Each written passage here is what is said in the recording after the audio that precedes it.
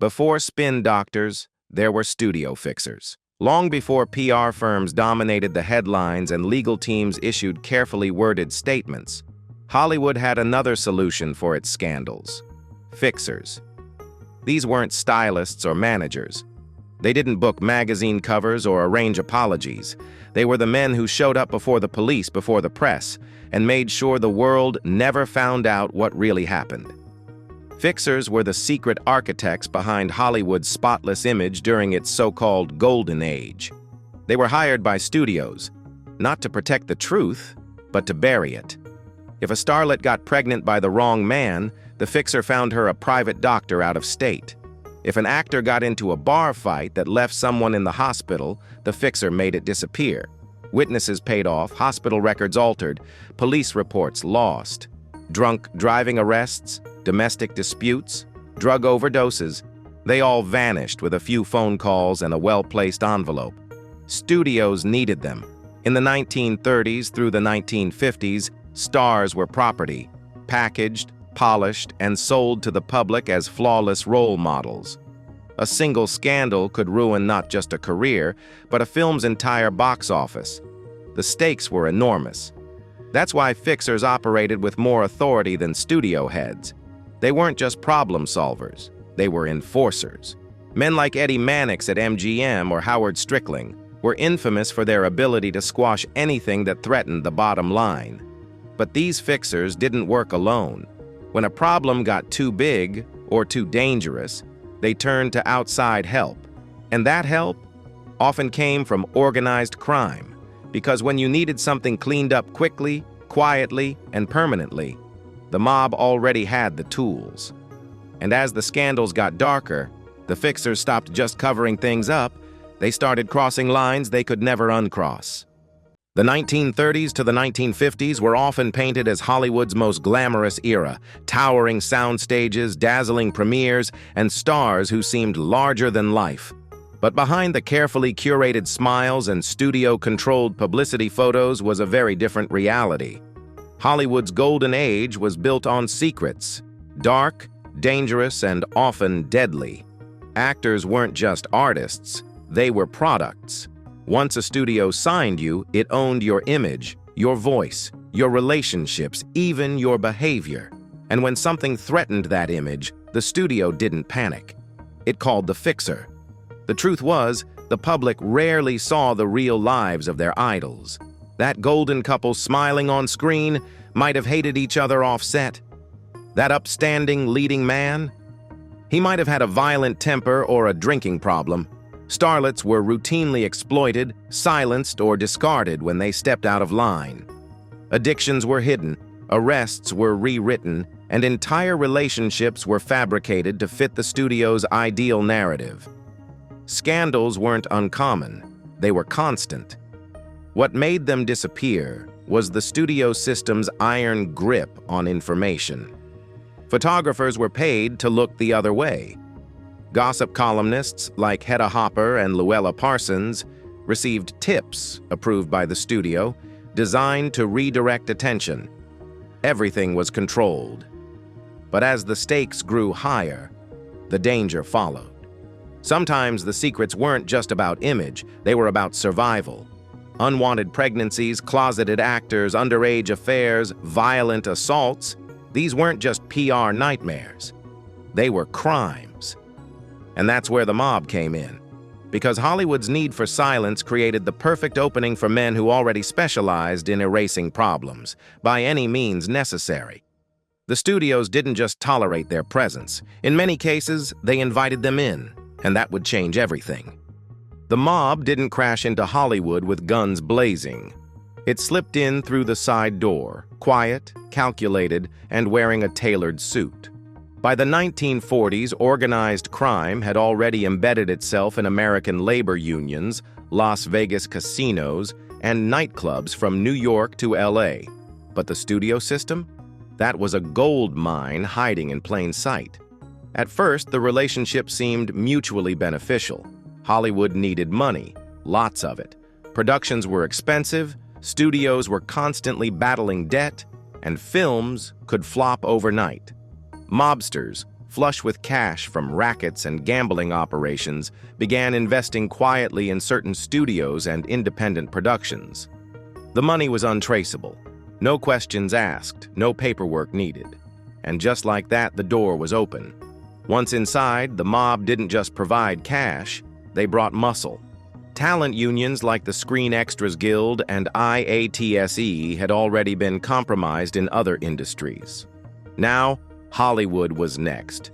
Union bosses suddenly had new friends, and those friends had their own agendas. Set construction, equipment rentals, payrolls. Every part of a film's production became an opportunity to skim, launder, or extort. Mob figures began showing up at casting parties, studio lunches, even rap celebrations.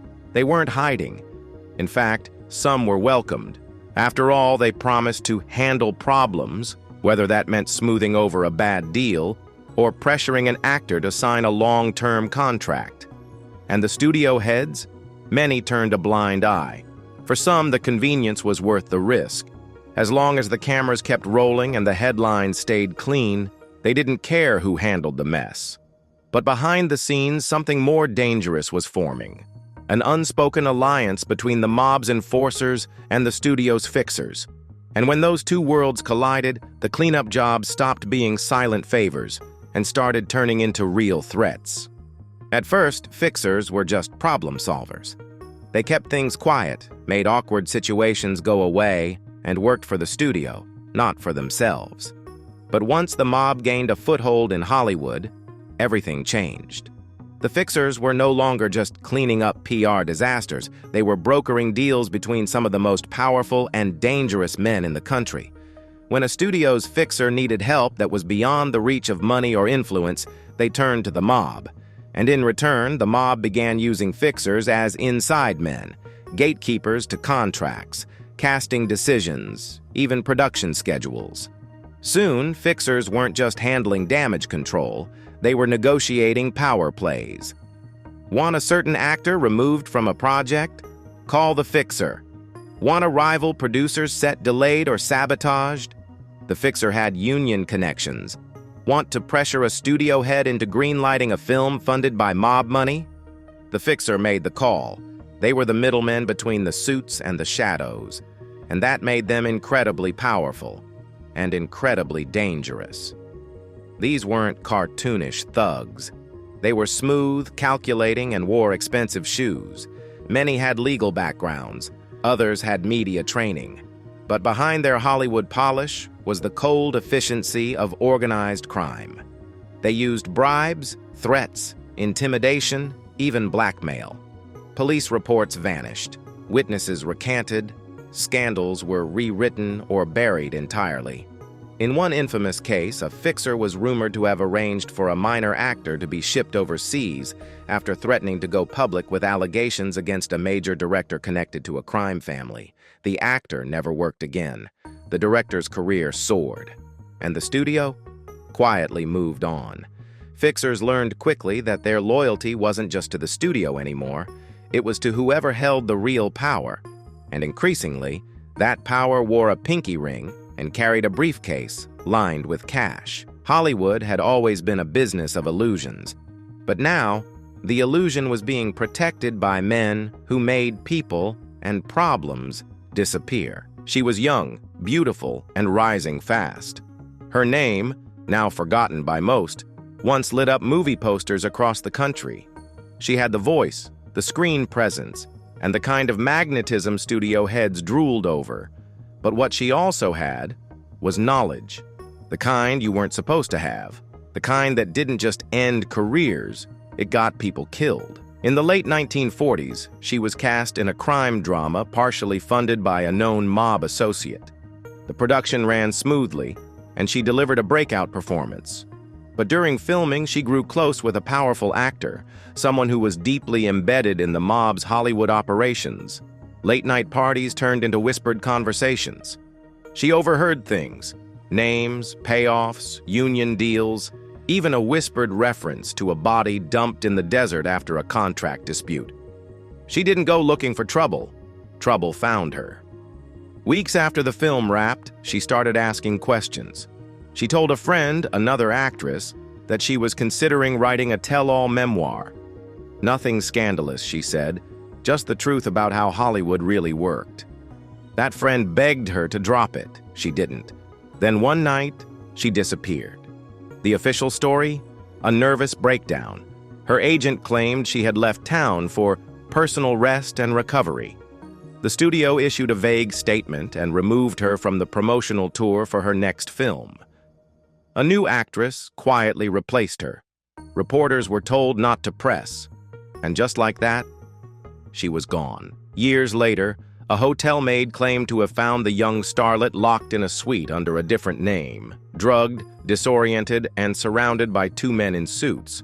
Another rumor said she was institutionalized in a private facility owned by a mob-connected investor. Others believe she was flown out of the country, paid off to stay silent forever. No obituary, no funeral, no arrest, just silence. The fixer assigned to her case never mentioned her name again, but those who worked under him said he kept her photograph in his desk drawer until the day he died, because in a town full of lies, she knew the truth, and that made her the most dangerous woman in Hollywood. To the public, studio fixers were invisible. To insiders, they were feared. These weren't publicists issuing press releases. They were crisis engineers with a Rolodex full of dirty cops, tabloid editors, and men who didn't ask questions. Their job wasn't to spin a scandal. Their job was to bury it. When charm failed, they used money. When money failed, they used fear. If a reporter sniffed too close to the truth, a fixer might offer them an exclusive story, one the studio controlled, or a fat envelope of cash for their silence. If the reporter didn't take the hint, their phone line might start getting tapped. Their editor might receive a call from a concerned citizen. Their apartment could be broken into, nothing stolen, just disturbed. A warning. Witnesses who saw too much were offered hush money. If they declined, they were reminded of past crimes, old affairs, or unpaid debts. Fixers knew everything about everyone. They kept files. They played the long game. When stars stepped out of line, the consequences came quickly. An actor caught with illegal substances might be offered a deal, enter rehab quietly, or face a public drug bust complete with staged photos. A leading man with a secret affair might find himself blackmailed into silence, or forced to marry a co-star for damage control. If a scandal threatened to drag in powerful names, especially mob-connected ones, the fixer didn't negotiate. They erased. And when things got out of hand, violence was always on the table. More than one industry worker fell down the stairs. More than one tabloid writer wound up in the hospital after a random mugging. None of it ever made the papers. These tactics weren't exaggerations. They were strategy. And with the mob standing behind them, fixers had no shortage of muscle to carry out their threats. Their toolkit was simple: cash, fear, silence. And for decades, it worked, until the wrong people started asking the right questions. To the average moviegoer, a film set looks like organized chaos. Grips hauling cables, lights being adjusted, crew members shouting call times. But what most never saw was who really controlled those sets. It wasn't always the director, and it definitely wasn't the studio. In many productions during Hollywood's golden age, the real authority came from the unions. And those unions? Many were in the mob's back pocket. The International Alliance of Theatrical Stage Employees, IATSE, the Teamsters, even parts of the Screen Extras Guild, all were deeply infiltrated by organized crime from the 1930s through the 1960s.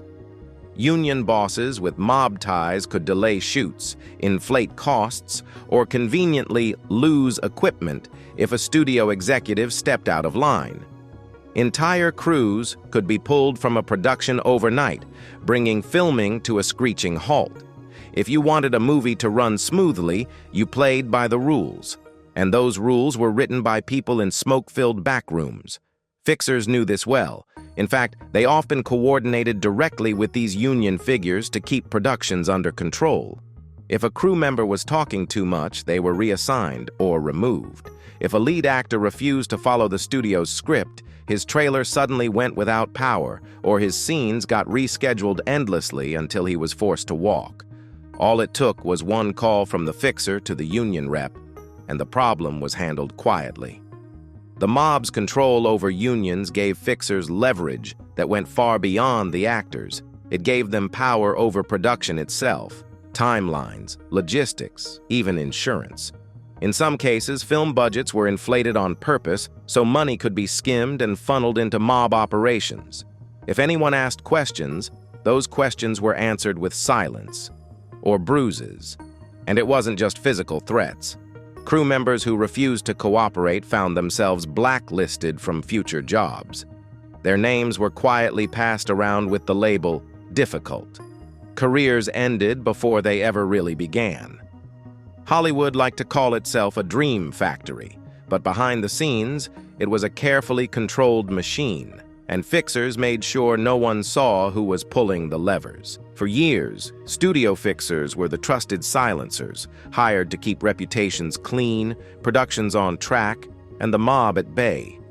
But over time, their power grew. They collected secrets like currency. They knew which producers were taking backroom money, which stars were addicted, which directors were protected by organized crime. And once fixers realized they held leverage over everyone, they stopped being employees. They became threats. Some fixers started using their knowledge to manipulate the very studios they once served. They'd threaten to leak damaging information if they were pushed out or underpaid. They kept insurance files, blackmail folders filled with incriminating photos, fake contracts, police reports, and even taped conversations. Some even turned the screws on executives, demanding hush money for scandals that hadn't even broken yet.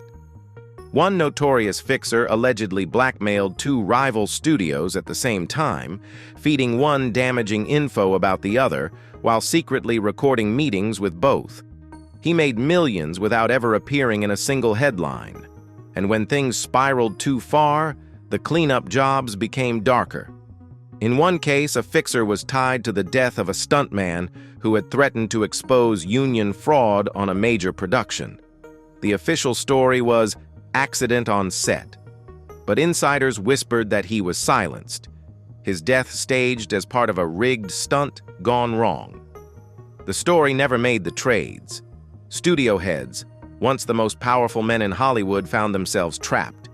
They couldn't go to the police. Their hands were just as dirty. They couldn't fire the fixers. They knew too much. And the mob? They didn't care who was loyal anymore. As long as the money flowed and the secrets stayed buried, they let the fixers do whatever was necessary. It was a system built on control, but the people doing the controlling were no longer in charge. And by the time anyone tried to shut it down, it was already too late. The fixers weren't cleaning up messes. They were creating them. By the late 1960s, the cracks in the system were showing. The old Hollywood guard was losing its grip. The studio system was collapsing, the counterculture was rising, and a new generation of journalists was no longer willing to play by the rules. The fixers, once the unseen puppeteers of Tinseltown, found themselves in the crosshairs of a very different Hollywood. Tabloid journalism exploded. Magazines like Confidential and the National Enquirer began exposing the kinds of stories fixers had spent decades burying. Some columnists even bragged about refusing bribes, printing scandals despite pressure from studios or threats from unknown callers. Rumors turned into exposés, and private sins became public spectacles. At the same time, the FBI had begun its slow infiltration of organized crime in Hollywood. Under J. Edgar Hoover, the Bureau had long kept files on mob-connected celebrities and producers. But in the 1970s, thanks to internal leaks, surveillance tapes, and a few bold whistleblowers, a clearer picture emerged of just how deep the mob's reach had gone and how fixers had enabled it. Some fixers saw the writing on the wall and disappeared. Others tried to pivot into legitimate PR firms or consulting work, rewriting their resumes and distancing themselves from the past. A few were subpoenaed, though most never saw the inside of a courtroom. They knew too much, and their silence, once bought with fear, was now protected by time and secrecy. Studios, desperate to avoid further embarrassment, quietly purged their ranks. The word fixer became taboo. Contracts were rewritten, legal teams expanded, and the age of corporate image management began. But by then, the damage was done. The public no longer believed in the myth of clean-cut Hollywood. Stars were flawed, studios were corrupt, and the idea of a perfect image had been permanently shattered. The fixers had done their jobs too well. They erased the truth so effectively that no one could trust anything anymore, not even the official story. And though the headlines moved on, their fingerprints remained, smudged across 100 untold stories and 1,000 silent careers. The studio fixers may be gone, but their methods?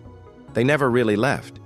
Today's Hollywood scandals play out differently, on social media, in court filings, through tabloid leaks, but the core strategy is the same. Protect the brand, control the narrative, silence the threat. The only difference is now it's done with suits and NDAs instead of fists and bribes. Modern-day fixers are called crisis managers, reputation consultants, or elite PR strategists. They work out of glass towers instead of studio basements.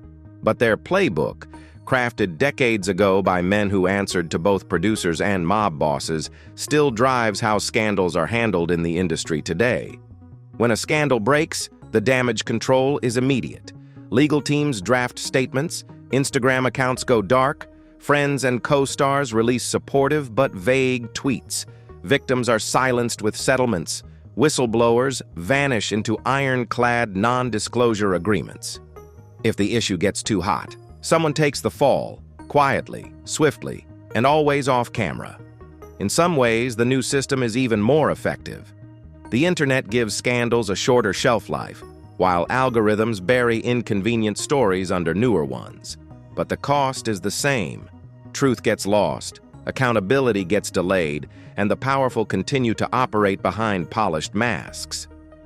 And while the mob may no longer control the unions or bankroll productions, their influence on how Hollywood handles problems still lingers, because they taught the industry something it never forgot.